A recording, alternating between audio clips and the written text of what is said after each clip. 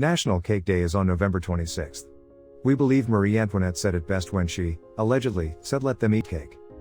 We're not sure the peasants of 18th century France were too fond of the sentiment, but nevertheless we'll take her advice, do just that. Let them eat cake. A real quote from Marie Antoinette probably. What is National Cake Day? Can't wait for your birthday? Remember, National Cake Day falls on November 26th. No one really knows how this holiday came about, but we all know that we all love to eat cake. One cake to rule them, one cake to burn the house down. Birthday parties, wedding receptions, baby showers, bar/bat mitzvahs, quinceañeras, and pretty much any social event has cake for dessert.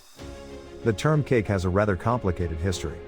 The word itself is of Viking origin, from the Old Norse word kaka. It's all Greek to me. The ancient Greeks called cake plakus, which was derived from the word for flat. The simple ingredients include flour mixed with eggs, milk, nuts, and honey. They also had a cake called satura, which was a flat heavy cake.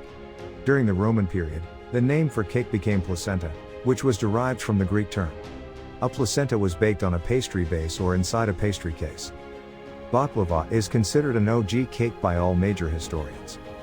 The name placenta is still used today on the island of Lesbos in Greece to describe a baklava-type dessert of layered pastry leaves containing crushed nuts that is baked and then covered in honey.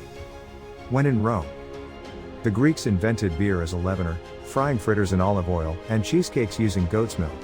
In ancient Rome, the basic bread dough was sometimes enriched with butter, eggs, and honey, which produced a sweet and cake-like dessert. Get downtown with the Queen. Early cakes in England were also mainly bread.